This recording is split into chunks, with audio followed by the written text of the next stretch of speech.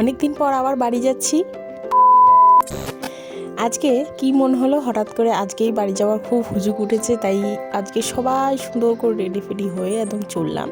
সকাল সকাল রেডি হয়ে গেছিলাম, স্নান করে নিয়েছিলাম, খাবার দাবার রেডি ফেডি করে সকালবেলায় বেরিয়ে গেছিলাম যেখানে দুপুরবেলা যাওয়ার কথা ছিল।